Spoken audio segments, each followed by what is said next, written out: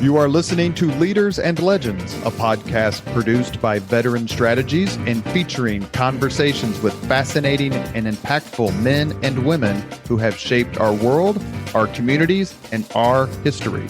My name is Robert Vane, Principal of Veteran Strategies, and your host for our discussion. You are listening to Leaders and Legends, a podcast presented by Veteran Strategies, an Indiana-based public relations enterprise, and sponsored by Garmon Construction, Leaders and Legends LLC, the Grand Hall and Conference Center at Historic Union Station, the McGinley's Golden Ace Inn, and NFP, a national insurance broker with strong local content. Our podcast is featured on the All Indiana Podcast Network in partnership with Wish TV. You may find Leaders and Legends at allindianapodcastnetwork.com. Thinking of starting a podcast or need to host a public meeting? Let Leaders and Legends LLC be your partner as you look for new ways to communicate your message. Please contact Chris Spangle or me at leadersandlegends.net. And as always, all our podcast interviews are dedicated to the legacy and generosity of P.E. McAllister. Thank you for joining us on the Leaders and Legends podcast. Our guest today, New York Times best-selling author, Stephen M. Gillon. We are discussing his new book, Presidents at War: How World War II Shaped a Generation of Presidents, from Eisenhower and JFK through Reagan and Bush. And by Bush, he means George H.W. Bush. As you would expect from a historian who's done such amazing work as Professor Gillon, the book is terrific. It's comprehensive. I fussed at some part of it while reading, but that's to be expected. And Professor Gillon's going to set me straight. Thank you, sir, for coming on the Leaders and Legends podcast. Thanks for having me. I'm looking forward to our conversation.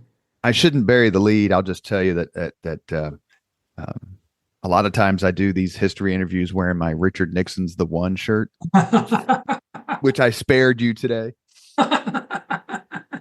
So, Presidents at War. You've written books on John F. Kennedy, Bill Clinton, Newt Gingrich. How did this book come into your mind? And did you have some sort of specific tasks or goals for the reader when they were done?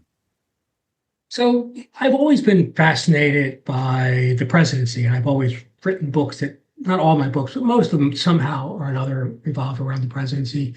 And I just written a small little book about a World War II hero named Len Lamel. And I loved World War II. And, I was talking to my editor. We're trying to figure out ideas of ways to combine the two. And this idea just came up, to write a book, combine the two, write a book about World War II, but how it influenced men who went on to the presidency. And I was surprised to see there have been no other books written about it. I know there's the Best Class book about presidents of war. That's more commander-in-chief type stuff. That's right. This book is about the influence that World War II had on these men. And my goal, I consider myself a storyteller. And I wrote this book with the idea of telling a story and showing the legacy of World War II, and how it created a generation of leaders who, despite their individual differences in personality and style, for the most part, all shared the same worldview, especially about America's role in the world. There are varying degrees of that.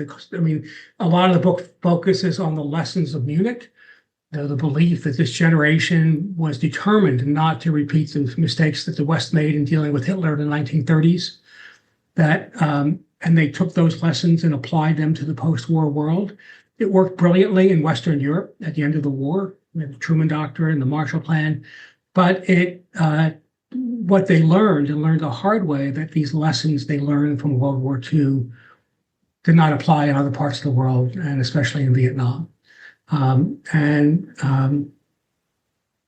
that's the main idea. Is that the other thing is, like, I have a lot of respect for all of these men. Like, I know that with Richard Nixon, for example, like, very few people know about Richard Nixon's service during World War II. And here's a guy who had a cushy job at the Office of Price Administration. He was exempt from the war because from the draft, because it was considered an essential job. But he volunteers. Not only does he volunteer, but he pushes as hard as he possibly can to get to the front lines. And he gets close, but not quite there.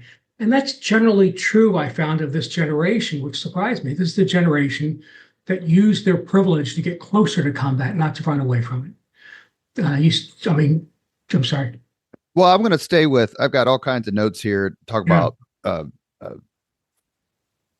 different parts of your book, but I have a big giant red heart next to Nixon, not just because I love him, and the Leaders and Legends podcast features him quite a bit because of the fascinating nature of who he is as a person and why the hell he ever chose politics. To me, it's like Bobby Knight playing golf. Like, what in the hell are you doing? I can't think of something worse for you based on your personality. But your book spans from Ike, who was elected in 52, through Bush, who was elected in 88, then loses to Clinton in 92. And I have several like themes written down here, or threads. But one of the threads I have is Nixon. Nixon is the only one who you can connect to every single person, every single one of these 7 presidents, the 6 other ones. Talk a little bit just about Nixon so I can move on to other things about how he was Ike's vice president. He was JFK's friend then rival. He was LBJ's, evil twin. He selects Ford to be vice president. He's fearful of Reagan. George Bush held numerous positions that were associated with Nixon. How does, as Bob Dole said at Nixon's funeral, it's the age of Nixon. Is that an overstatement? No, I don't think it is. And you're right. Nixon is the one person that, threads through all of this. And he is a fascinating, mysterious character. I mean, politics was probably the worst thing for him, but it's what he always wanted to do. Right. And all these future presidents, had different motivations for going to war. Patriotism was the primary one. But if you had political ambitions, they all knew that every road to politics ran through World War II. And this is true of everyone except perhaps Eisenhower. And Nixon, I just think Nixon evolves and he changes. Like I had a hard time connecting the Nixon who volunteered for the Navy, who lobbied to get to the front lines in the Pacific, and the Nixon of Watergate. And I think for me, the connection with Nixon is not so much his experience in the war. I think his experience in the war and dealing with people from all different backgrounds provided him with the political skills that he would later use to create his new majority, or the silent majority. He learned to communicate with people who were very different from him. But I think the really formative aspect of World War II in his personality was his work in the Office of Price Administration, where he was exposed to what he believed to be excessive government regulations. He came to resent, Nixon graduated near the top of his class at Duke Law School. He tried to get jobs on Wall Street. He couldn't do it. So he went back to Whittier, and there was a lot of resentment, toward the Eastern establishment. And I think that all is sort of ingrained in him from those years at the Office of Price Administration. Then the war gives him the skills he needs to become a successful politician. And he becomes the, most successful politician. I mean, if you take Watergate out of the picture, he is the most successful politician in the post-war American. But on five national tickets, he wins. He wins 4. And then he becomes the wise man. And especially he was prescient when it came to advising Bush about what would happen in the Soviet Union if he did not provide Yeltsin with enough aid.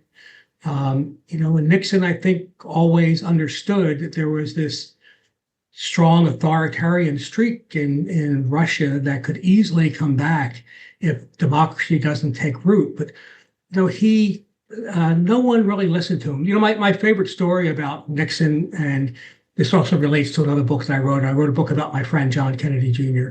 And Nixon, at one point, invited John, his mom, and Caroline to the White House. No press, no reporters. It was a very private thing. And John spilled what was the highlight? That's right. Yeah, John spilled milk on him.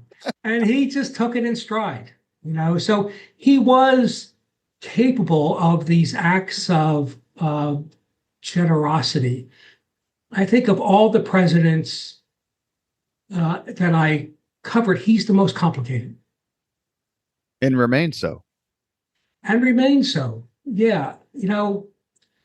I think that one of the mistakes that historians make when they write history is they write it backwards, right? So for Nixon, it's Watergate. So all the biographies of Nixon start with Watergate and think, okay, was this personality created? Where did he go wrong? And then, and that distorts things because you start out with a sort of a narrow thesis about how things are going to be. But if you allow Nixon, look at him in the whole, in totality, he's more than just Watergate. And I think that was, he's very shrewd and sophisticated in his dealings with the Soviet Union and his détente really was the beginning of the end of the Cold War. But he and his Secretary of State Kissinger, National Security Advisor, and Secretary of State Kissinger just were so obsessed with American credibility in Vietnam that they could not bring themselves to recognize that we were not winning the war. And I think Gerald Ford kind of inherits that same mindset. And I think that was one of his major failings. It was interesting. You remember a book called The People's Almanac? It came out in the 70s. It was Wallace. The Wallace family put it together. And they had a poll. They discussed a poll. So I was reading this in the mid to late 70s. So it's right after Watergate. And the poll was like, worst president, least trustworthy president, all these sorts of things, right? And Nixon finishes last. President with the best foreign policy. Nixon was first. So no one trusted him. They hated him after Watergate, but they still gave him his props about foreign policy. And I was probably 7 or 8 when I read it, and I never forgotten that, because it just shows that people can have divergent opinions and say X, Y, and Z about you is terrible. But in Nixon's case, I want to ask you about the other presidents. Mm-hmm. Ike, you start your book. He's the first president you detail. 5-star general. Leadership credentials off the charts. Nobody knew if he was an R or a D for a long time. I don't get this. He didn't know.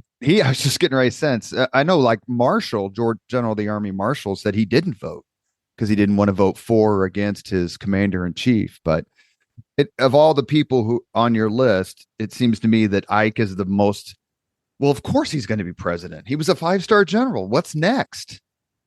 But Ike turned out, is it fair to say, perhaps a little different than maybe the folks who backed him originally thought he would be? The thing about Eisenhower is that he was very restrained in the use of force. Now, you think you have a 5-star general as president, that they're going to be, wanting to get involved in lots of different conflicts. And Eisenhower, and this is true of, the presidents who saw combat up close. And Eisenhower is certainly one of them, but the other two are Kennedy and Bush. I found that they deliberated harder about whether or not to use force than most of the other presidents. And for Eisenhower, there's this great moment where, when the Dien Bien Phu, the French base in Vietnam, is surrounded and about to be forced to surrender. And there's a meeting of the National Security Council, and everyone's telling Eisenhower, we have to get involved. And Nixon even recommends using the bomb. And Eisenhower, he was strong enough, he understood the military enough that he was able to face down all of his advisors. He said, no, we cannot get involved in a war in Asia. It's just not going to happen. And he was the only president who had the stature to say that. Now, what's interesting about Eisenhower is that meeting was in the morning, and then later that afternoon, he held a press conference where he announced the domino theory, which was the exact opposite of what he had just said in private. And the domino theory, this idea that, one country falls in Asia, the next thing you know, we'll have communists coming ashore in Los Angeles, became a concept that became something of a prison for a lot of the presidents that followed.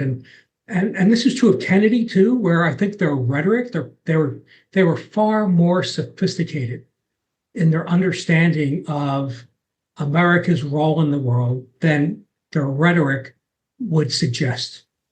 And behind the scenes, Eisenhower was as confident in his ability and knowledge that he was willing to face down his entire national security staff just about and refused to go into Vietnam.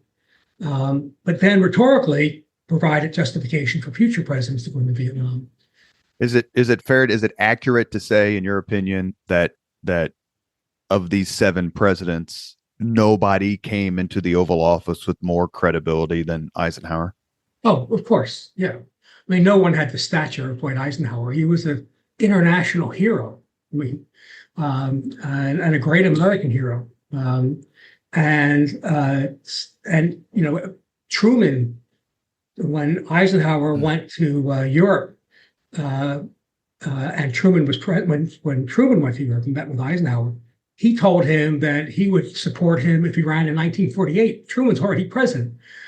So he had universal appeal, and everyone leading up to 52, like you said, no one knew what he was going to do, whether he was going to run for president or not, or if he did, what party. And Democrats are hoping to run as a Democrat. But, for Eisenhower, the main reason why he became a Republican was because of Robert Taft. And he feared that the isolationists would take control of the Republican Party. And he thought it was his patriotic duty to run and win the Republican nomination, if for no other reason than to put the isolationists in their place. So it wasn't that he had strong principles that went clearly along Democratic or Republican lines, although he was a fiscal conservative. His view of the world was far more sophisticated than most people give him credit for. And that's why, Will Hitchcock, I think, has written the best biography of Eisenhower, because he brings all this out. And you see that how Eisenhower, the Kennedys, when they ran in 1960, really did a disservice to Eisenhower and his presidency. And many liberal historians who write about modern America have been largely dismissive of him as someone who has liked to play golf. He was much more than that. And his presidential ranking is going up about the same rate that Woodrow Wilson's is going down. He certainly has. Sorry about that. I just did a podcast with the former California Congressman Christopher Cox, wrote a biography of Wilson. It's terrific. You mentioned, I asked that question about credibility to lead into this next question. I don't know that you could have gone from one extreme to the other better than Eisenhower to JFK. Age, maybe outlook. You mentioned the Kennedys. They thought that Eisenhower was just kind of an old dope, just playing golf, all the time. But JFK runs in 60. he and Richard Daley win the presidency. Sorry, that's my pro Nixon jab for the show. Anyway, and you'd think this young kid, right? But JFK's resume for president is terrific. Whatever you think of him, I mean, he's a bona fide, genuine war hero. He should have received the Navy Cross for what he did after the PT-109 was sunk. What are your impressions of JFK, World War II, and his presidency? JFK, like Bush, I think were the two who came closest to losing their lives during the war. And I think that instilled in them a reluctance to use force. So Kennedy campaigns against Nixon, really campaigning against Eisenhower, talking about a missile gap. Well, there was no missile gap. Eisenhower knew it, but and Eisenhower knew it, you said, yeah. And Nixon knew it. Yeah, but Kennedy, but Kennedy just kept beating him over the head. And what was fascinating is, they had two meetings after the election. Kennedy goes to the White House twice to meet with Eisenhower, and both times he comes out incredibly impressed by Eisenhower, not just his stature, but his understanding of the world. And then Kennedy comes in with this, again, his rhetoric. Kennedy was so articulate that he took this concept of the domino theory and the whole lessons of Munich and just elevated to a different level of fear, and used it to justify his spending a lot more in the military, which is exactly what Eisenhower's farewell address was really a warning about Kennedy, because he feared that the military industrial complex that Kennedy was so much promoting would, if it had too much power, would actually damage America's reputation. So Kennedy comes in. He has this, I think, despite his strident anti-communist rhetoric, comes in with a fairly sophisticated view of the world, and a recognition of the limitations of American power. But the first thing he does, he gets sucked into the Bay of Pigs. This was a plan that was originally created under Eisenhower. When Kennedy comes in, he thinks there's too much of a footprint for the United States. So he gradually takes away a lot of the U.S. elements that were part of the invasion. And many of the generals who were seeing this believed that it probably wouldn't work now. But they just assumed that if it wasn't working and these rebels were being slaughtered on the beaches of the Bay of Pigs, that Kennedy would have no choice but to use air power to save them. And they were wrong. Kennedy did not. And then when you look at the way he dealt with, I think that was a searing experience for him, and made him he and Johnson came out of the military with the most distrust of the military leadership. And Kennedy acted on it when he was in the White House. Johnson did not, because he didn't trust his own instincts. So you see Kennedy, and the thing about Kennedy is he grows in office, both in domestic affairs and in foreign policy. He is really the originator of détente with his American University speech. He recognizes that a war, no one would win a nuclear war, and this comes out in the debates over the Cuban Missile Crisis.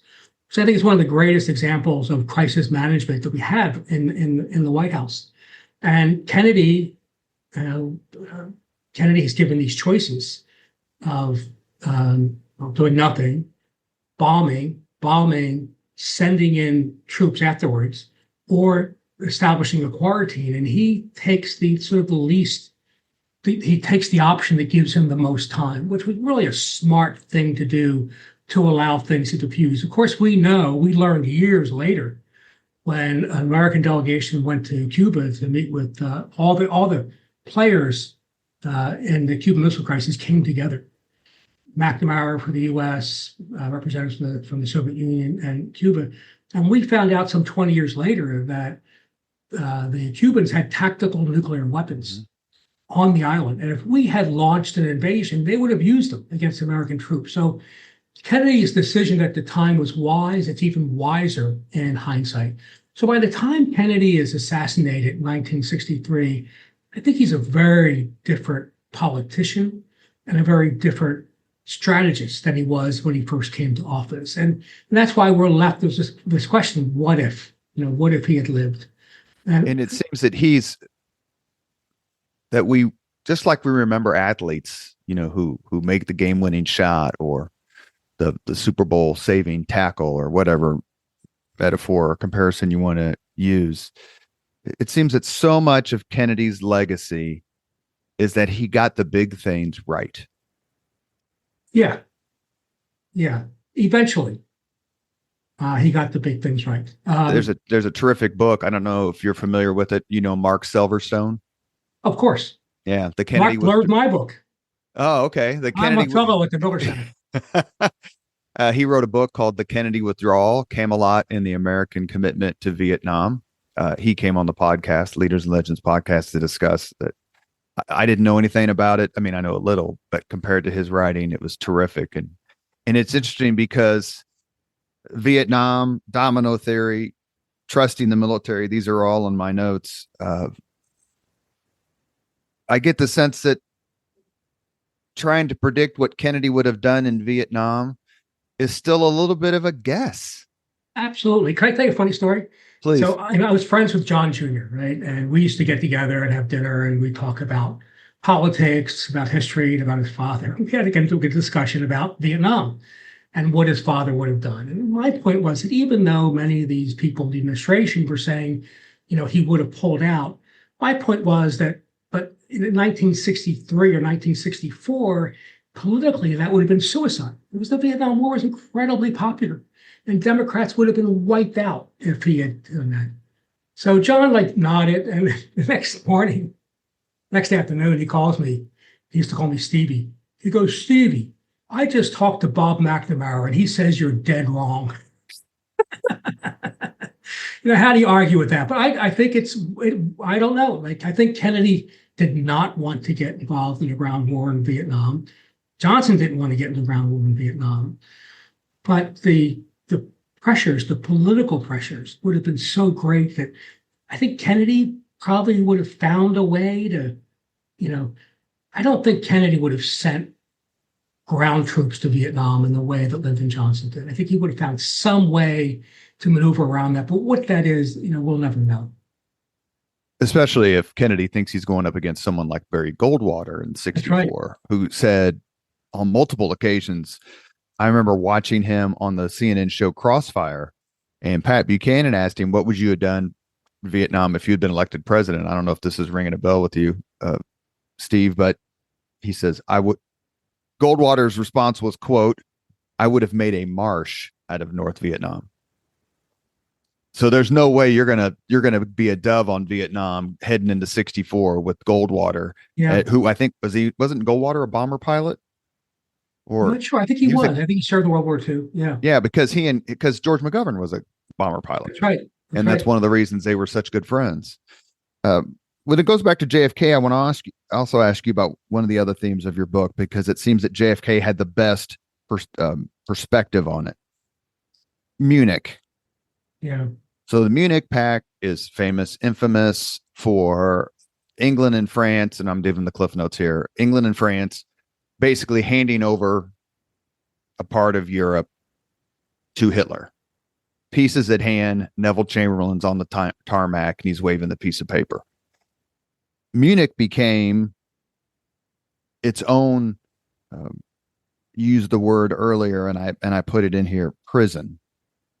What was John F. Kennedy's perspective on Munich, and how much of his policies as president were born out of his book, Why England Slept? I don't think you can understand JFK without understanding his views of World War II.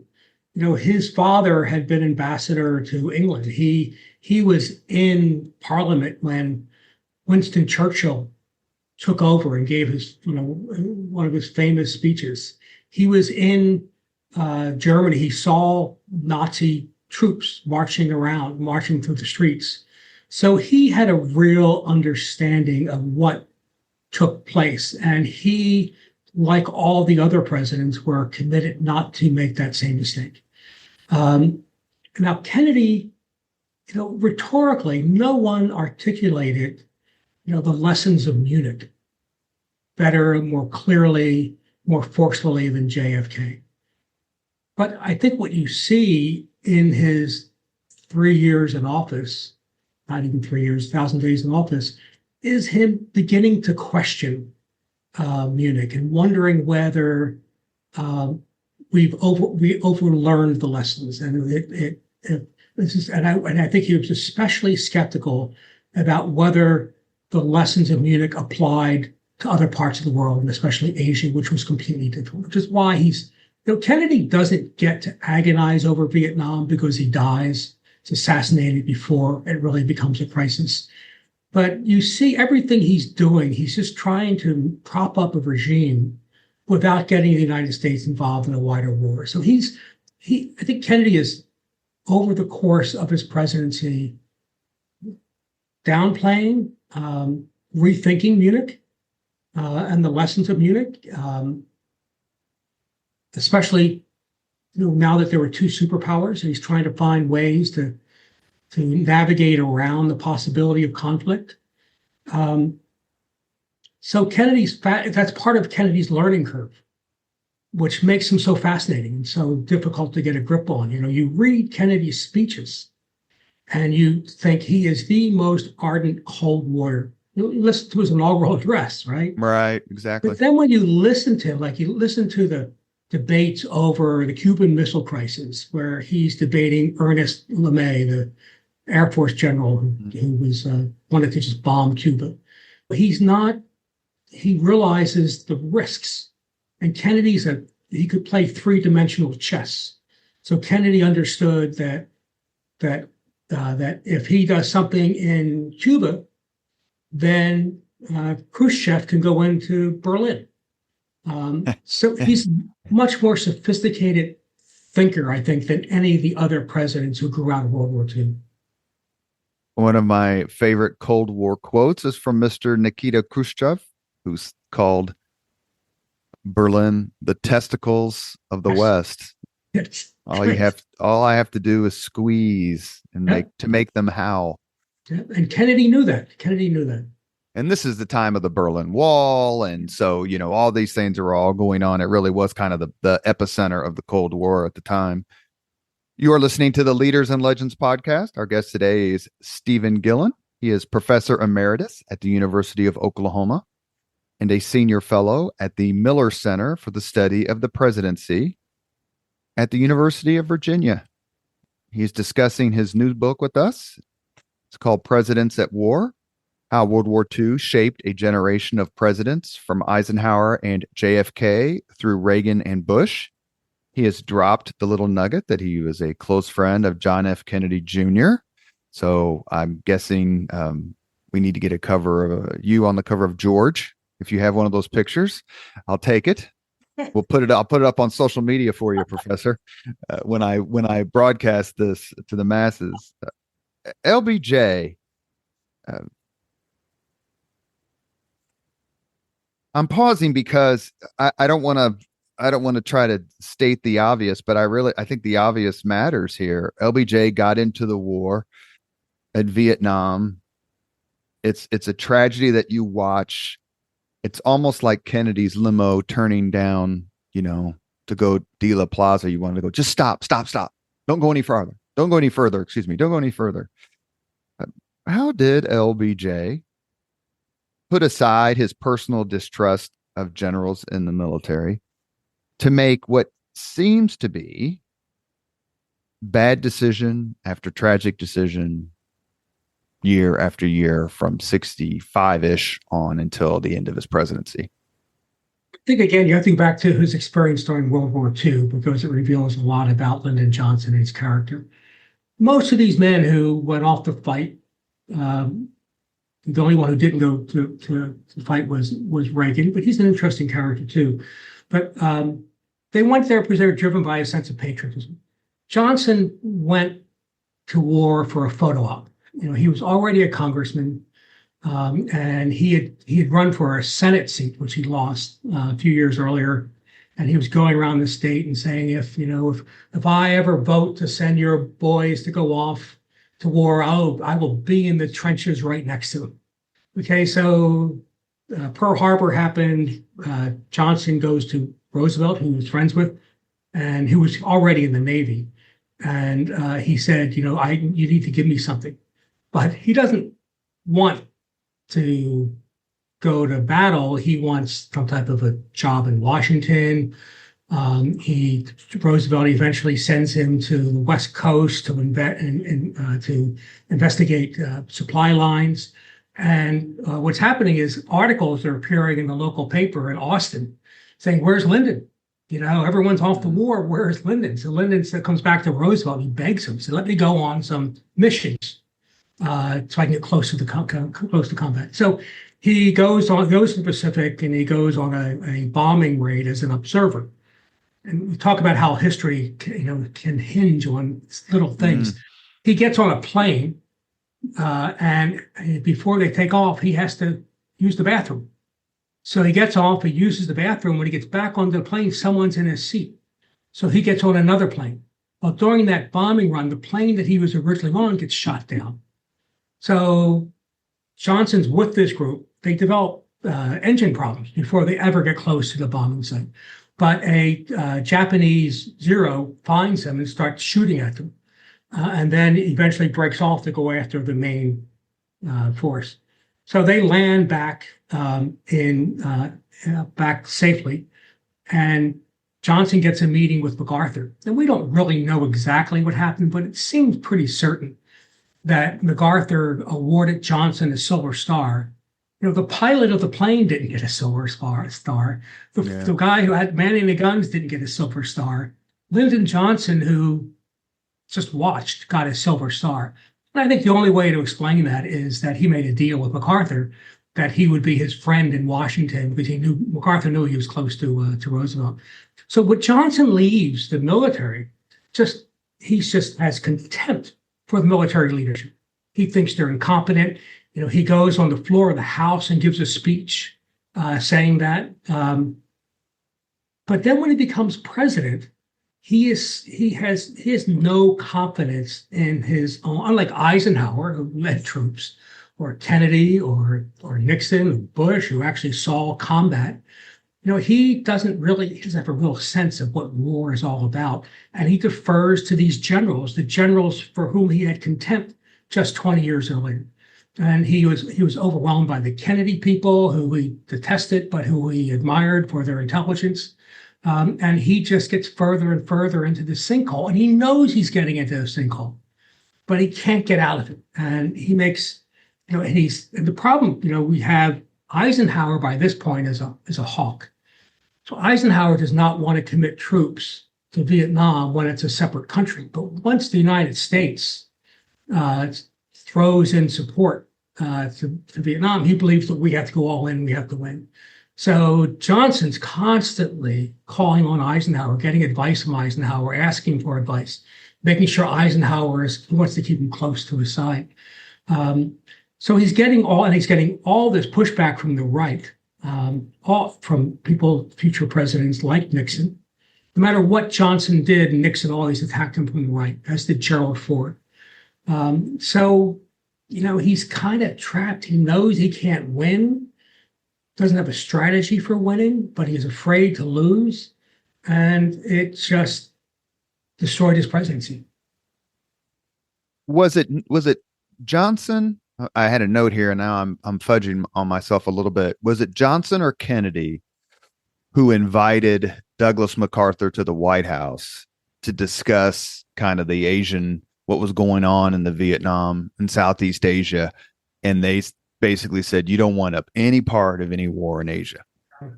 Kennedy sought out MacArthur's advice, and that's the advice MacArthur gave him. To stay out of Vietnam, it's not a war that you can win.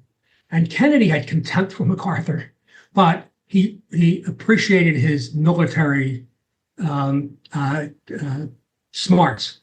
And that was another thing that was weighing on him. I think it was he didn't meet I don't think MacArthur came to the White House. I think it was through an intermediary, being RFK, that MacArthur delivered that message, and Kennedy took it to heart.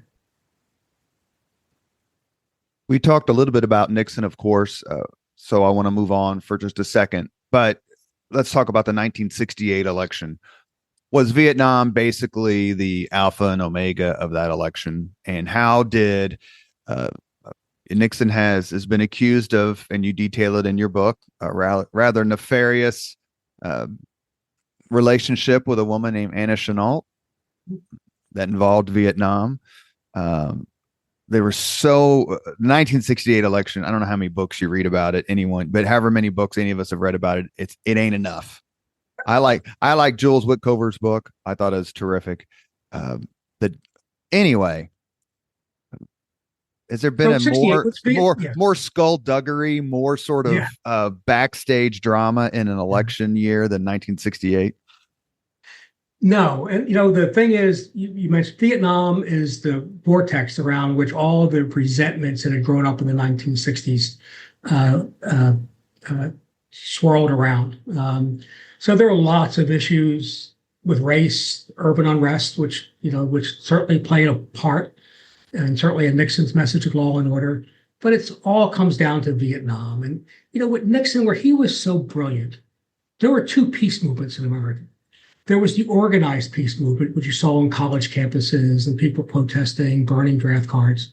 And then there was the anti-war sentiment. And what is fascinating is that by 1968, a majority of Americans are against the Vietnam War. But sort of this nascent anti-war feeling among the general public, Nixon makes them hate the anti-war protesters more than they hate the war. Even though they hate the same thing, he turned the public against, that's his silent majority, he turned them against the anti-war movement, which allowed him to continue the war. So 68, so Nixon, Johnson, Humphrey's running, he's running behind because he can't break with Johnson because Johnson won't let him. And finally in Salt Lake City in September, he gives a speech where he calls for a bombing halt, which sets Johnson on fire. But Nixon calls him.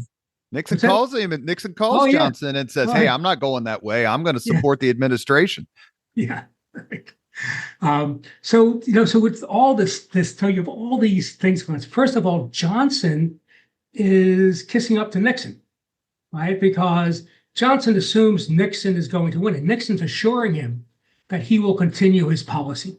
So in some ways, Johnson trusts Nixon more than he trusts his own vice president to continue his policy. And Nixon says to him, "I will never dishonor you. I will never disgrace you." Johnson's not so sure that Humphrey will do the same thing, but Johnson enters into peace negotiations, which freaks Nixon out, because if there's a peace treaty 2 weeks before the election, he loses the election because Humphrey's gaining ground as you get closer and closer to election day. So what does Nixon do? He sends a message to South Vietnam saying, don't accept any terms that Johnson gives you because you'll get a better deal from me on the left. So the South Vietnamese government withdraws from the peace talks. Now, Johnson knows all this. And how does he know it? Because he's illegally wiretapping Nixon's phone. So he knows all this stuff that Nixon is doing. So the debate in the White House is, what do you do with this information? And Johnson said it was so close to the election, he wasn't going to do anything. So he punted it to Humphrey. And Humphrey decided not to do it. Some say he did it on principle. He also could have done it because he felt that the public would turn against him, thinking that he's the one who's launching this thing. So there is a file. If you ever are in Austin, have a chance to go to the Johnson Library, which is one of the great presidential libraries, there's a whole file where they've connected all the national security cables, everything. And it's one file you can go to and read through all this stuff. And it's just kind of fascinating. Well, I watched one of the authors, people we've had on the Leaders and Legends podcast, is Nixon's former aide, Dwight Chapin. Oh, sure. Yeah. Well, he was central to all this. Exactly. And, he was as you would expect, pretty pro Nixon on it. I mean, and a lot of when I've read about this or watched TV shows about it, the argument basically is, look, the South Vietnamese didn't need to be told by Anna Chennault that they get a better deal from Nixon. They knew that. Everybody knew that Nixon was going to be tough on the war. Is that an exculpatory point, or is there just too much physical evidence about what was happening? And quite frankly, if you were a one-man judge and jury, was Richard Nixon guilty of treason? Yes. It's not for a straightforward answer. Whether South Vietnam would have withdrawn from the treaty or not is kind of irrelevant. The fact is that a candidate for president was openly trying to undermine the policy of the United States. And I think that's treason. In the same documentary I watched, the interviewer spoke with Walter Mondale, who's a senator from Minnesota, certainly part of Hubert Humphrey's political family. And the interviewer asked Vice President Mondale, do you think Lyndon Johnson voted for Hubert Humphrey? No. And the pause is long, and he goes, I don't know. So I wrote Mondale's biography many years ago. I'd have loved to have had him on the podcast. I'm not someone I would have voted for probably, but he certainly was involved in so many cool things. That's right. Yeah, I don't think Johnson, we don't know, but I think he voted for Nixon because I think, there was this love affair going on between Johnson and Nixon in the final months of that 68 campaign after Johnson withdraws. And I think it comes down to is that Johnson did not trust, he thought Humphrey was weak. In many ways he was. And I think he believed that Nixon was more likely to preserve his policy in Vietnam than Hubert Humphrey was. So I would not be the least bit surprised if he voted for Nixon. You're listening to the Leaders and Legends podcast. Our guest today is Professor Stephen Gillon. We're discussing his book, Presidents at War, How World War II Shaped a Generation of Presidents from Eisenhower and JFK through Reagan and Bush. And that's Bush 41. I really enjoyed the book Rumsfeld wrote several years ago about the Ford presidency. Mm-hmm. I remember the Nixon resignation speech, so I was old enough for that. And that's August 9th I think the speech is the 8th. And he resigns on the 9th, August 9th of 74. So I remember President Ford, the assassination attempts, all that. Seems like a good and decent man. I was surprised reading your book. I wasn't surprised. I was ignorant. I didn't know how hawkish he was on Vietnam. And it seems of all the people who could be selected to preside over the fall of South Vietnam, the fact that it's Gerald Ford to me seems interesting. How did he manage the end of that war? And how did his World War II experiences inform his decisions? Because we also know at a certain point, he didn't have any decisions to make. That's right. No, Ford, it's unfortunate. Ford really was an incredibly decent person. And that's even people who were Democrats or people who ran against him will always tell you that he was a really decent human being. But he just inherited so much crap left over from Nixon. Pardon my French. We allow it. All right, good. On the domestic side, Nixon had imposed these wage and price controls, which were a complete disaster. So you have stagflation that Ford is trying to deal with in a traditionally conservative way by not using government force or government policies. And in the war, the thing about Ford is by the time he comes to office, we've lost the war. And Ford, I don't know whether Ford really believed it or not, but he continued after he left office, saying that we could have won the war, that there was still an opportunity, if we dropped a few more bombs.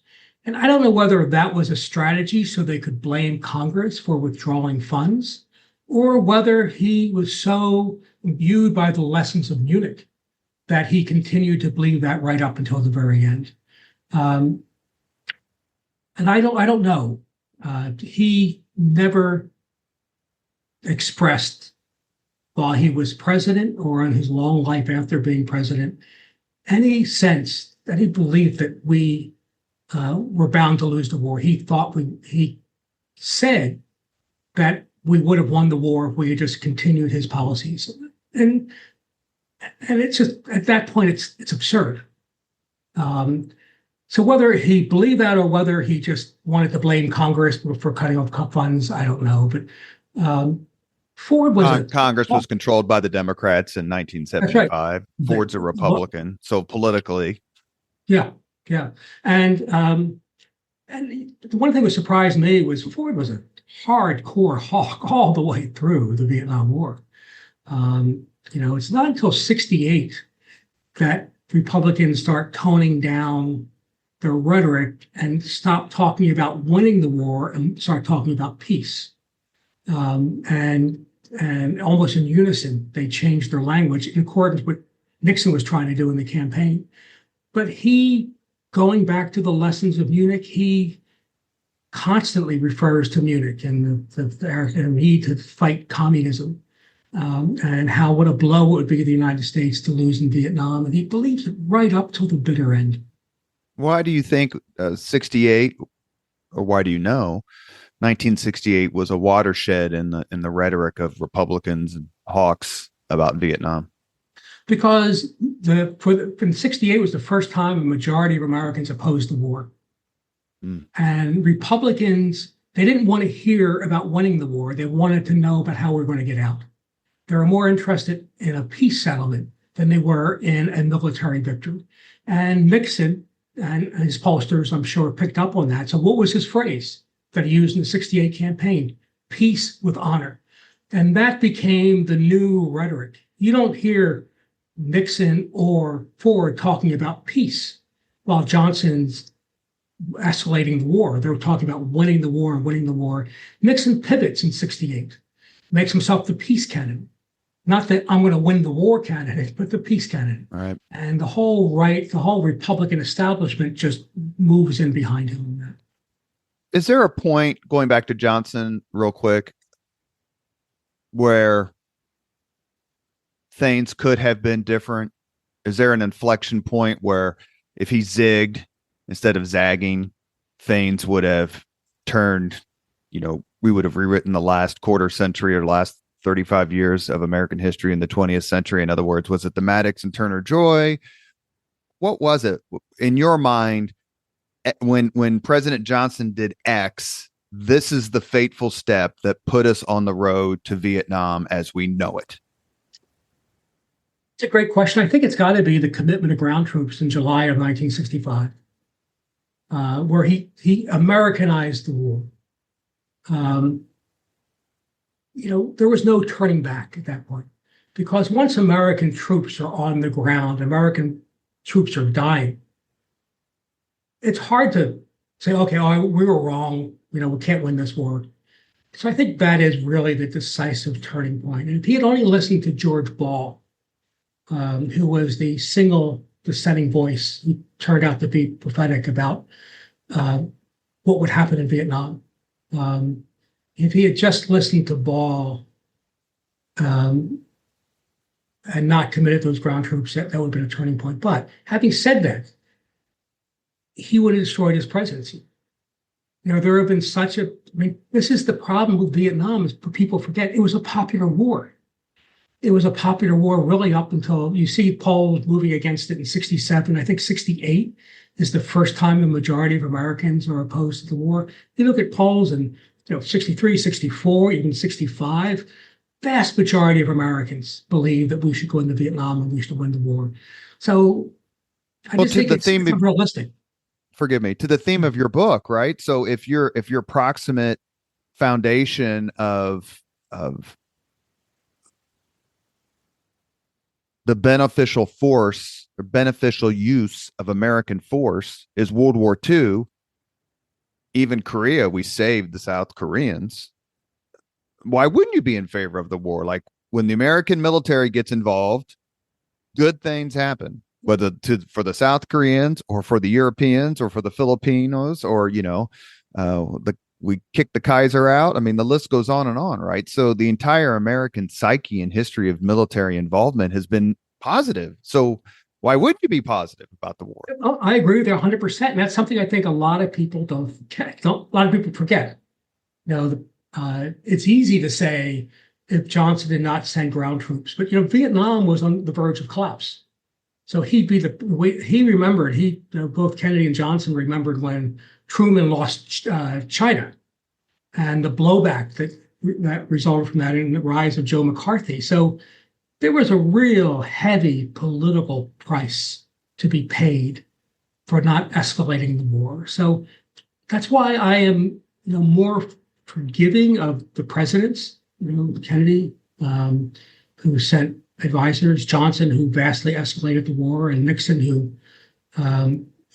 changed the strategy but not the goal, because the environment in which we live in a democracy, right? And politicians have to be aware of public opinion.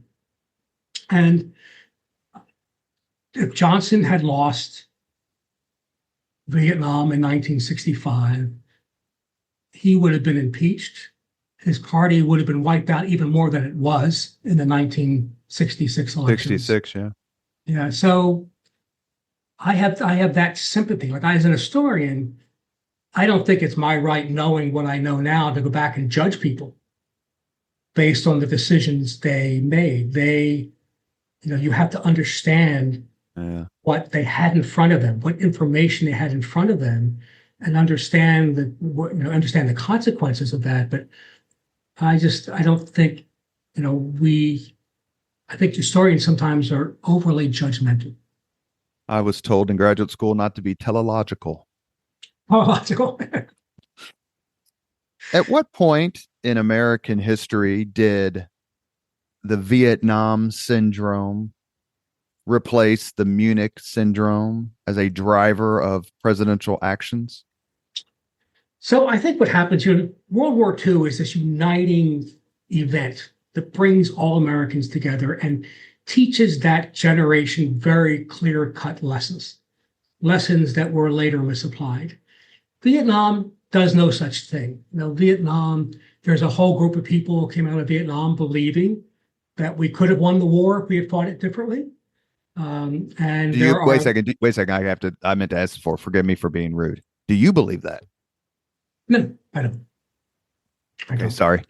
Yeah, no, I think if you look at the way we fought the war, I just don't think a few more bombs would have made a difference.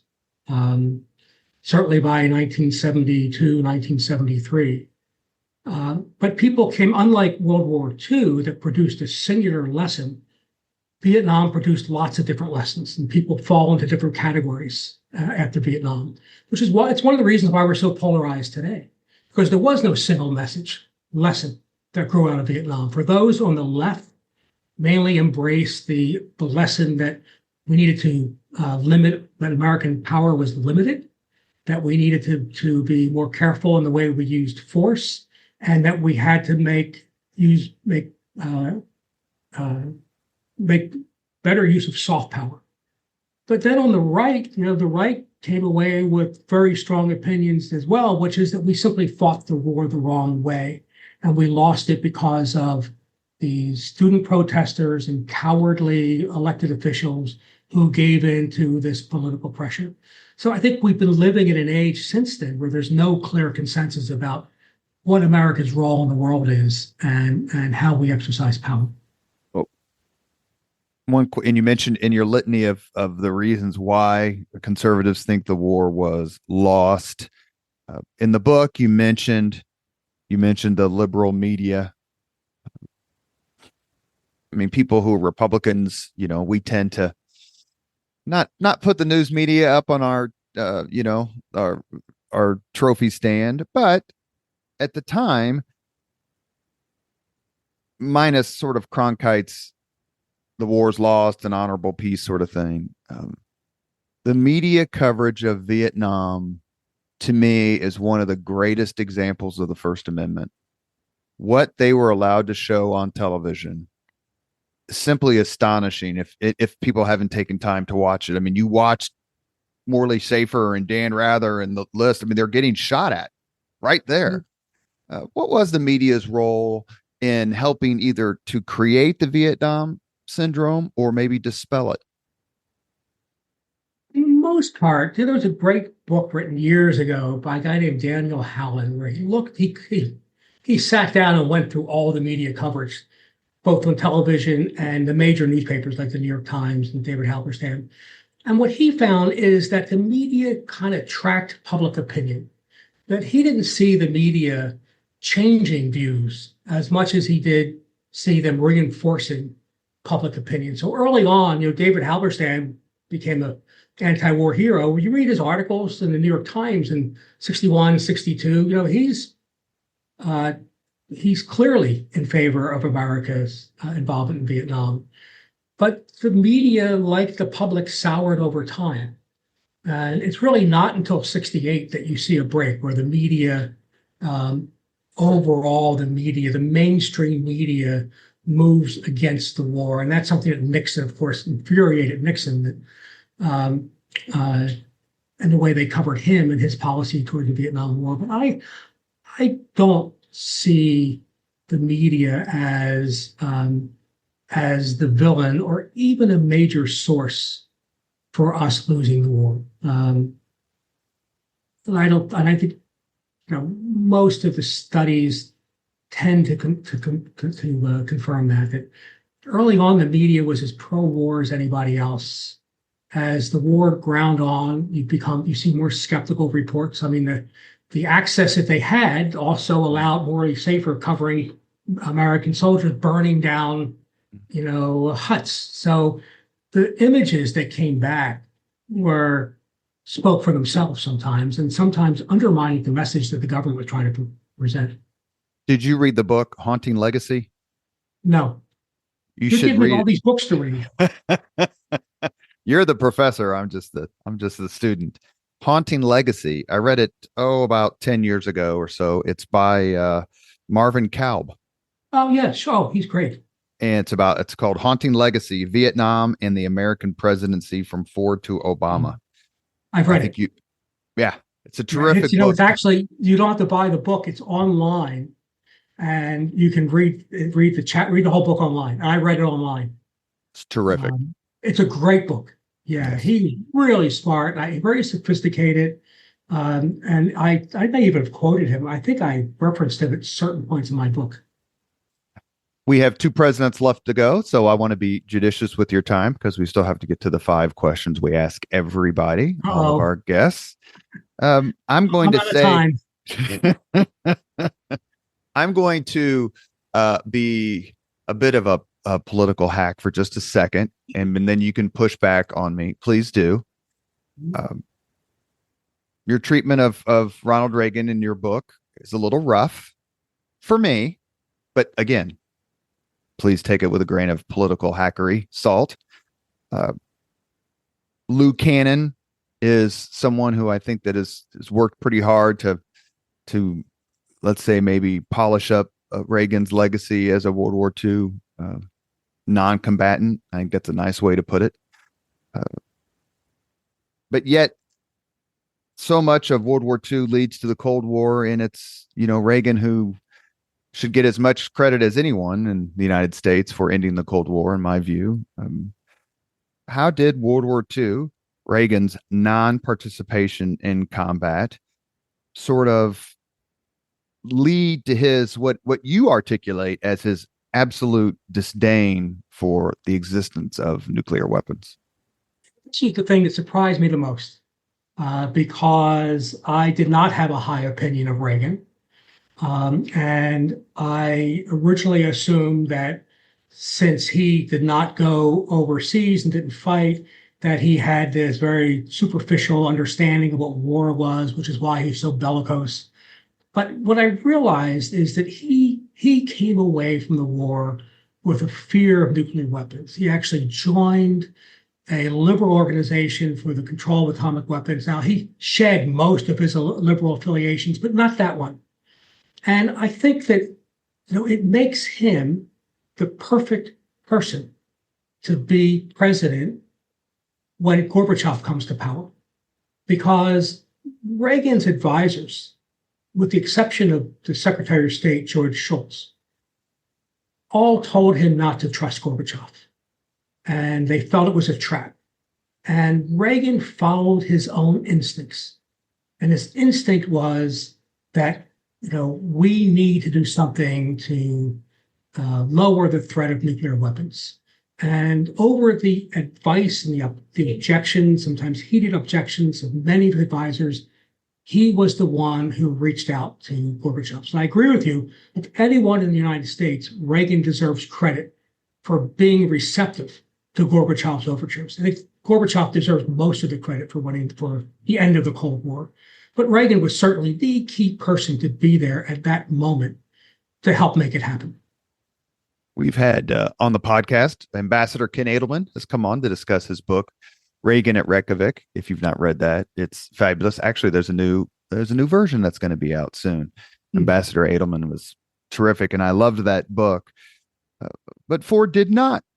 You mentioned JFK and Nixon, Bush. We'll get to him in just a second. Actively sought combat. I got to go to the front lines. Reagan did not. Reagan's service was completely different. And yet, he didn't seem to politically take a hit for it. Is that a fair or unfair statement? Well, you can thank the gossip magazines for that. Reagan, the studio was so concerned that Reagan would lose his status as a star if the public knew that he was, working at a studio not far from his home in LA. So they created all these scenes, where Reagan would show up at a movie premiere in his uniform, and the magazines would show him kissing his wife, Jane Weinman at the time, goodbye and going off to battle. So they really created this whole myth about Reagan being in combat. And Reagan himself kind of has fudged it over the years. So the reason why he didn't face any blowback was because the studios went out of their way, were very aggressive in painting a portrait of a man who was in combat. So if I was a historian and I came to you and I'm writing a book and the entire thesis of the book is that Ronald Reagan was a draft dodger during World War II, what would your reaction to me be? I would say no, he wasn't a draft dodger. I think he served in a role that was created for him to allow him to stay home, to build public support for the war. So that's not being a draft dodger.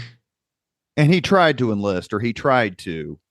Is that fair to say that he took some steps to try to, because that's what everybody was doing. And he's got his buddies, Clark Gable and Jimmy Stewart and all these other folks serving. So there had to be some pressure, even if he wasn't necessarily looking forward to serving in the military or in combat. Well, the studios did everything they could to keep him stateside. They lobbied aggressively so that he would be able to stay in California and make movies. And they sold it to the draft board by saying that this will be his service, that he'll make movies. And he did. At the end, he was narrating films that were used by American pilots on their bombing raids on Tokyo. So, he played a small part in the war. I think what has been neglected is the role the powerful studios played in both manufacturing this myth that he was fighting, but also in making sure he never left the United States. But he's by no means a draft dodger. We mentioned the liberal media, the quote unquote liberal media a few minutes ago. I remember the Newsweek cover in the late 80s as George H.W. Bush is going to run for president in 1988. And the cover of Newsweek had the language, with a picture of George H.W. Bush. And the caption was the wimp factor. Yeah. So if you kind of want to know why Republicans can't stand publications like Newsweek, it's George Well, a couple of things H.W. about that. Bush. First of all, that's the plague that every vice president faces. Is as vice president, they have to serve their president. And in doing so, they lose their identity. So when they eventually run for president, there's always all these stories. Mondale faced it in '84. Well, you know, who are you? Ms. Harris faced it when she was asked, you know, would you do something different? Yeah. More recent example. It's tough to say. That thread is true, that carries through for all vice presidents who go on to run for president. And I think the problem with Bush, and I was sort of surprised when I found this, Bush really was a guy who throughout his career had gone along with the flow in the Republican Party. Most of his positions were people liked him or respected him, so he got appointed to various positions. And no one really knew well what he stood for when he ran for president in '88. And of course, when he runs, he manufactures this whole persona that's just simply not him. I mean, George Bush, like Gerald Ford, is an incredibly decent man. And not only that, he was a genuine war hero. And so I think that wimp factor, they said the same thing about Jimmy Carter. There was a Boston Globe, you know, ran after the firings, after he fired some of his cabinet. I said the headline was "More Mush from the Wimp." So, you know, it's not. Well, I would say that. We have fun with politics on the podcast because we're a happy podcast and we laugh and everything. I mean, Bush had two distinguished flying crosses. So he leads the country into war. And you mentioned about Eisenhower, how that credibility meant so much when he walked in the room or when he spoke to the American people. Do you think that someone other than George Bush at that time in 90 and 91 could have led the United States into the war against Iraq? You know, yes. I mean, do you think Dukakis could have, if he had won in '88? He would have rode the tank. He would have put his helmet on and gone right into Iraq with that tank. Read the Witkover German book on the 1988 election. It's classic. But I mean, clearly, I mean, you could have had Bob Dole. He ran for president in '88. Yeah. He received a Purple Heart. But I'm just saying that I think it's pretty clear both now and at the time that people were like, hey, this president's seen combat. He's volunteered for combat. He's been shot down. He's not just doing this sort of like willy-nilly to try to burnish his image, as you mentioned earlier. Yeah. I think by 1988, the memory of World War II had faded. And I don't think people viewed him as Reagan's vice president. And I don't remember a lot of references to his World War II service. Of course, that film, they discovered the film of him being rescued. Brilliant. Yeah. But I think the thing about Bush, the influence of the war on Bush, is he had a very clear vision about what the United States had to do in dealing with Iraq, and he used language that touched a nerve. He used the Munich analogy. I mean, you read the letters that he wrote to his family, and over again, he's saying, you know, this is just like the 1930s. Think of all the Jews who would have been saved had we intervened in the 1930s, and I'm not going to make that mistake. So he had this very clear historical reference point that guided his approach, and he never wavered from that. And I think that more than anything that people remember about his service in the war, that gave him the credibility to repel Saddam Hussein from Kuwait. The problem that Bush ran into is that, you know, having depicted Saddam Hussein as Hitler, he then allowed him to remain in power. And of course, but he knew why. I worked for a guy named David Bourne, who was a senator from Oklahoma. Oh, yeah. College president. He was my president at the University of Oklahoma for a long time. And he told me a story about how when we won the war and he got up on the Senate floor and he talked about how we had to go all the way to Baghdad and overthrow Saddam. He went back to his office and he had a phone call. It was from Bush. and he brings him over to the White House, and Bush has an easel with a map of the Middle East. And he went point by point exactly what would happen in the Middle East if we overthrew Saddam Hussein. It would completely change the balance of power and not to Americans' benefit. And Bourne said he slunk back to the Senate and never said another word about it. Of course, unfortunately, Bush's son finished the job, and we saw the consequences of that. But Bush was I think if I were to, my two favorite people who came out of this book are Kennedy and Bush. One Republican, one Democrat, because I think that they were more sophisticated in the way they viewed the world than were many of the others, and understood the weight of history, but also appreciated the challenges and what the opportunities were, and were not driven by ideology. Let me ask, because this is what I thought of. Forgive me. I thought you were finished. Finish your point, please. I did. I'm finished. Is it difficult when you're looking at these 7 presidents, right? Is in some ways the biggest outlier isn't Reagan, it's Eisenhower. In the sense that, you're looking at JFK, lieutenant junior grade, LBJ, lieutenant. I mean, all these sort of junior officers. And then you've got the guy who commands the greatest amphibious invasion in the history of the world. Yeah. In some ways, is it hard to fit Eisenhower in this box just because he operated at such a completely different level during the war? He certainly, during the war, he was the key figure in winning the war in Europe. And that certainly gives him that credibility to become president. I think, though, that once in office, he struggles with many of the same issues the other presidents did, and I think the one thing that emerged from Eisenhower's experience during the war was the limits of America to take the model that was formed in Western Europe during World War II and applying it to Asia.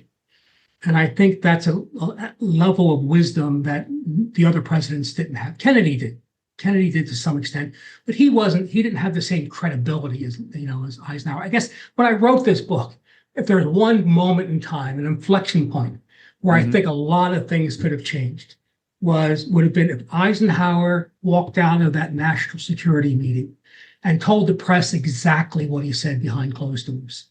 And he said, "This isn't a war for us. We can't win this war. We should not be involved in this war. We're not going to use atomic weapons, and we can't fight a second war in Asia in so many years." And if he had said that in 1954, I think he had the credibility to get away with it. But that was his biggest mistake in my mind. It's a great point. You mentioned that you came out of the book with in your opinion, your opinions of George H.W. Bush and JFK heightened. Was there one whose opinions were your opinion of was lessened? Johnson. If it could get any lower. On that note, it's time for the 5 questions we ask all of our guests on the Leaders and Legends podcast for LBJ. You mentioned about Bush and World War II. Bush didn't wear his distinguished flying cross lapel pin, but yet Johnson wore the Silver Star everywhere he went. Tells you a little bit about those two men. Not only that, he made sure, they didn't have any Silver Stars left. So he went to an Army Navy store and bought one. And then when he campaigned for Congress, he would have, if possible, an amputee come up on the stage and pin the Silver Star on him as if he was receiving it for the first time. And if you look at the pictures from Dallas, when JFK is assassinated, look at Johnson's lapel. He's still wearing it. And Dole wore his Purple Heart lapel pin. Yeah. But he earned it. Robert Dole, his injuries in Italy were absolutely vicious and atrocious. It's actually cool that Bob Dole wore John McCain's POW bracelet, which McCain didn't know until he got to Congress. I didn't know that. Before I get to the 5 questions, I have something else I wanted to ask you, and I promise to make it quick. You talk about how your book's about how World War II shaped a generation of presidents, but that's not been our only war. How does the shaping of the presidency after World War II compare with the shaping of the presidency and the presidents after the American Civil War or the American Revolutionary War? Well, in very, very different ways. The Civil War was a war against Americans. And we came out of that war, and we still are, I think, deeply divided over the legacy of the Civil War. We were decimated as a nation. We had a series of fairly weak presidents, in part because of the stalemate that emerged. The North won the war, but politically, the legacy of how we were going to deal with Reconstruction in the South was deeply divisive. What World War II is really unique in that it does two things. One is it unites the nation, creates clear lessons, but it also dramatically increases presidential power. The presidency in 1946 is completely different from the presidency that Franklin Roosevelt inherited in 1933. The size, the scope of the government, the amount of involvement it has in everyone's life, and also the powers of the presidency expanded dramatically in the years after the war. So I think they're very different legacies, the Civil War and World War II. Not to mention, the existence of atomic weapons. You talk about worldwide power. It always seems that if I stood in front of a group of 100 people and gave a lecture on why World War II was a noble cause, nobody would blink an eye. But if I did the same thing and gave a speech about why Vietnam was a noble cause, it'd be a completely different reaction. And to me, the presidents who had to navigate the Vietnam War, I don't know if they were in no-win situations. But your point about President Eisenhower in 1954 saying we got the Marshall Plan going on, we got NATO going on, we've got unrest here in the United States, we've got all the things we want to do here. I hate to use the piss ant country term that Lyndon Johnson used, but that's one of the points I enjoyed most of your book, and I really enjoyed your chapter on George H.W. Bush at the end, on how he did what he thought was right when the easy thing in the world could have been to say, well, look, we got Saudi Arabia. If we lose Kuwait, then we lose Kuwait. Yeah. And it was Margaret Thatcher who played a big role too in convincing Bush that, this could not stand. he was at the morning when he first, Brent Scowcroft wakes Bush up in the morning to tell him about the invasion. And he has a meeting with his cabinet. He's flying out to Colorado where he's scheduled to give a speech. And Thatcher is there. And in the morning, when the press asks Bush about what he plans to do, he's kind of equivocating. Partly because he doesn't have enough information. But after meeting with Thatcher, and Thatcher really came down hard on the need for the United States to push Saddam Hussein out of Kuwait. And then you see Bush coming out with these strong statements that this will not stand.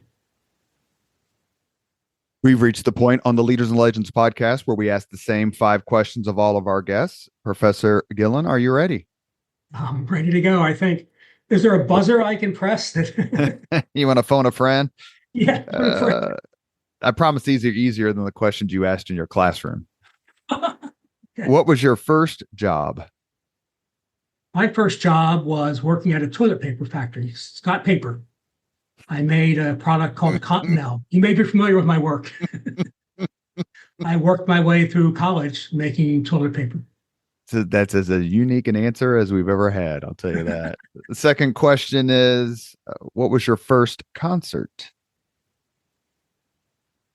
I've never been to a concert. Ever? Rock, music, nothing? Oh, wait. I went to the Rolling Stones when they came to Oklahoma in like 2005 or something like that. That was my first concert. That's your first and only? My first and only. Well, I mean, I guess it's not going I to be was in the bad if it's library. number 3. If you could recommend any book for someone to read, which book would you choose? Oh, that's tough. The book that had the biggest impact on me was Gordon Wood's Creation of the American Republic. That's why I became an historian. I read his book and I think this is what I want to do. Not as well as Gordon does it, but this is the type of thing I want to do for my life. And I went to Brown and to study with Gordon and then switched over to modern American history. But that's a thick book that's not easy reading for everyone. But it's the book that's had the most profound impact on me. He's so incredibly brilliant. He is. He is.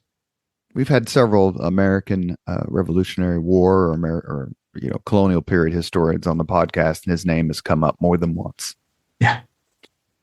Question number 4. If you could witness any event in history, be there in person as it happens, which event would you choose? Well, the Kennedy assassination. And I'd have binoculars. And you'd want to be in the depository or on the grassy knoll? I want to be on the grassy knoll with binoculars. I don't know if well, no, because you and I haven't corresponded. We've just worked through your publicist, but Clint Hill has been a guest on my podcast. I love Clint. Clint's been wonderful to me. When I wrote my book about John, I spent lots of time with him. I used to have a podcast that he was on. He was been a guest on my show on the History Channel. I love Clint Hill. He was incredibly kind. I reached out to him blind. Yeah. And I said, I don't want to talk about any conspiracy. Actually, Gerald Posner has been on my book. Speaking of close friends. We live in the same building in Miami. Oh, you're kidding me. Gerald was wonderful. His wife is sweet as pie. They're just a great couple, but he came on the podcast. But when I asked Clint Hill, I said, I don't care about, the Oliver Stone movie or any of that nonsense or the gore. I just want to talk about the day. And he was a marvelous guest. So was Lisa. She was sitting right next to him. Yeah. So the thing about Clinton, he's got that Secret Service mind where he just remembers things.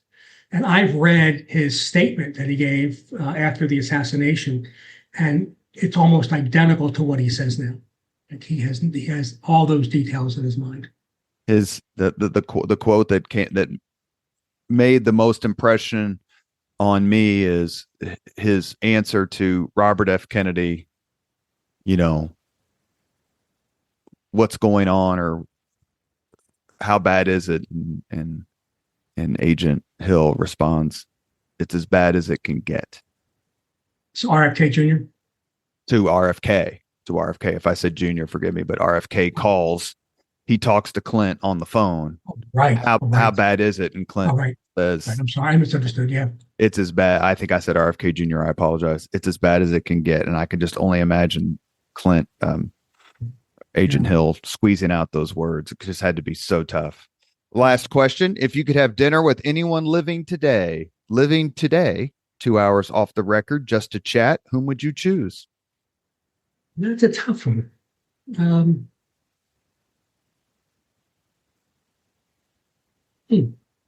So they have to be alive.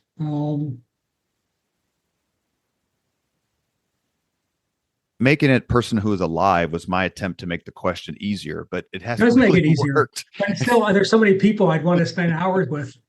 I find Clinton fascinating, Bill Clinton. And I've interviewed him before, but I could. 2 hours. If you have him for 2 hours, you get to ask 2 questions. He is a huge history buff, as is George W. Bush. Oh, really? I didn't know who W was. Yeah, reads tons of biographies. Oh, so I'll stick with. Actually, I'm writing this book now about the Clinton administration. I think the person I like to talk to is Al Gore, because he's talked to no one. He's like a mystery. Whereas Clinton's out there, I don't think I got 2 hours with Clinton. I don't think I'd learn anything I don't already know. I'm trying to get James Carville on the podcast, so I'll let you know if I do. Yeah. He's fun. You have been listening to the Leaders and Legends podcast, presented by Veteran Strategies, an Indiana-based public relations enterprise. As always, all our podcast guests, as always, all our podcasts are dedicated to the legacy and generosity of P.E. McAllister. Our guest today, author and historian Stephen Gillon. We discussed his book. It's a fabulous book, actually. I should be more clear. It's a terrific read. It made me laugh more than once or twice. And I hate to say that every once in a while, Mr. Gillon's or Professor Gillon's sense of humor comes through. The book is called Presidents at War: How World War II Shaped a Generation of Presidents from Eisenhower and JFK through Reagan and Bush. Thank you so much I kept you long. Apologies, but thank you so much for coming on the podcast. This is wonderful. I really, really enjoyed our conversation, and thanks for the really thoughtful questions. Thank you very much for listening to Leaders and Legends, brought to you by Veteran Strategies Incorporated. If you want to contact us about this program or our menu of public relations services, please send us an email at robert@veteranstrategies.com. That's robert@veteranstrategies.com.